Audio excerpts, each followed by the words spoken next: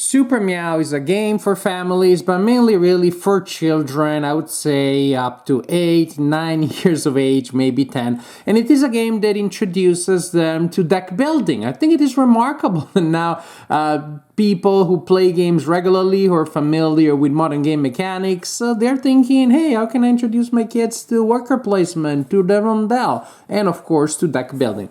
So in Super Meow, we will be using a deck of starting cards to buy better cards, put them in your deck, draw more cards, and your job in order to win is to find the Super Meow, the Super Cat, which means you need to have a cat and a cape in your hand. If you reveal these cards from your hand at the beginning of the turn, you win the game. But you don't start with capes or cats, you start with 4 cards. 2 of them have 1 coin, and the other 2 show 2 coins. And then you have these deck of cards here, these stacks of cards, they're all the same, and they're placed around this player aid or display, which is actually the bottom of the box.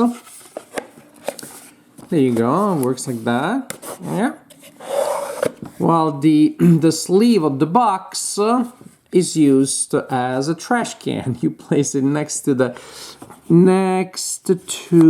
play area, and when players discard cards out of the game, they go in the trash can. So we got those cards, we got the player aid also tells us what is the cost to buy cards. To buy rats, I need 4 coins. To buy a cape, I need 5 coins. To buy cat food, I need 4 coins, and to collect a cat, I need to give them cat food. They don't care about the money. They're too entitled to go and buy their own food. You have to give it to them already. And then for 2 coins, you can buy a card with 2 coins, and for 3 coins, a card with 3 coins. So, each player has a personal card, like that one, which is used to organize their belongings. You shuffle your starting deck of 4 cards. You place it on this side next to your backpack. Then you draw cards. You draw them, and that forms your hand. Little reminder here how that works. And that's it for now. Then when it is your turn, you will flip your cards face up. And then you can choose to do something with them. You can do one action. For example, you can choose to remove a card from the game and put it in the trash. Very often you will want to buy a card. So with my 3 coins here, I decide to buy the 3 coins. And then pretty much classic deck building style. They go in my discard pile. Later I can do something. I decide that I want to buy more coins. And so on and so forth. So later I'll be able to buy other cards, of course, maybe more expensive cards.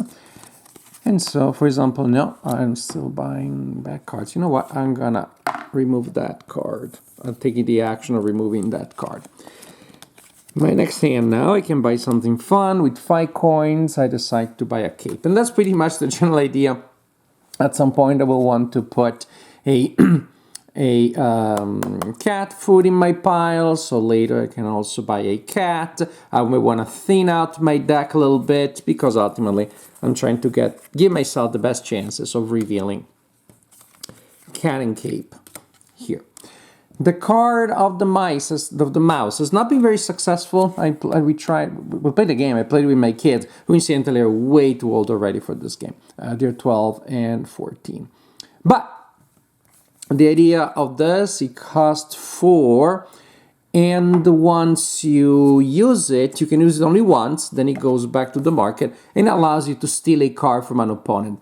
It's a cute, mean little low blow there, but ultimately you need to steal the card from a face-down hand of an opponent. You may actually end up doing them a favor to get a kind of useless card. You spent 4 coins to use something once, which may or may not work, so that doesn't really do much. This is the idea.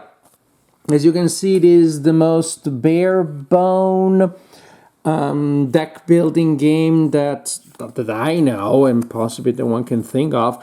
Even when it comes to very simple, very linear deck building games, I can think of Star Realms, which I think is an absolute masterpiece in showing a very minimalistic way of introducing people to deck building, but still having a legitimate game that you can play with casual players. For sure, you can also play with fairly young players, I believe. But if your 5-year-old can't wait to play the kind of deck building game that they see the parents playing all the time, then Super Meow. Then you got Super Meow. It's a cute little theme. There is no reading involved. As long as your kids can count to 5, they can definitely play the game.